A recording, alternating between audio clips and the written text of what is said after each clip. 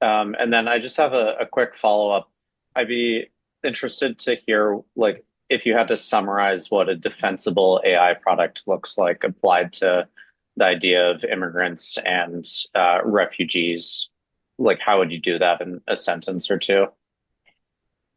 Oh, It's a tricky one. Yeah. that's a tricky question.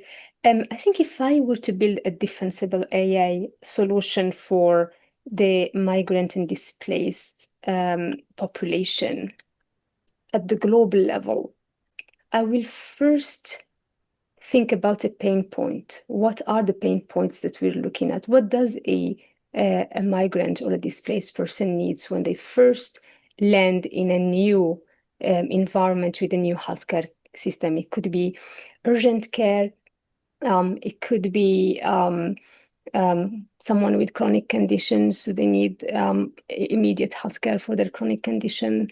It could be like things around allergies and intolerance because we're in a new environment. We'll be reacting to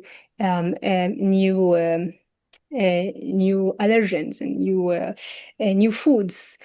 So I will try to first pick, okay, what are the changes that these people are experiencing? What is their condition? Do they have small children that are likely to require urgent care more often? Do they have a chronic condition? That sort of thing. And once I've identified, that problem that I want to solve, I will think, well, okay, how can I make it accessible? A remote a remote application will be much more accessible. Um, in terms of cost, how can I make it low cost, or how can we find the option to fund it through like foundation donations or things like this? How can we provide for some of the care without at low cost or as a freemium? And in terms of the AI itself, well, the tools that we've talked about, I mean, you can build your application with an LLM and some RAG and maybe a little bit of fine tuning, although to move quickly, you probably don't want to fine tune, have to fine tune and or train a model. It's going to be costly. Also, in terms of infrastructure, how are you going to support building and deploying your product?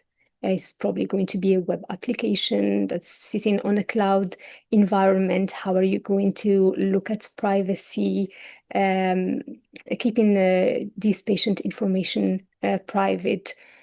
And so on. So you may want to look at a sandbox where you host your application, and this sandbox has all the, for example, HIPAA hooks in place, and so on. Yeah, so I would just like think about it this way, Yeah, and, that was a and great answer. yeah, Yeah. build your application and put it in some cloud and start onboarding your users. Yeah. Perfect. Thank you. I'll hand it back to Zainab.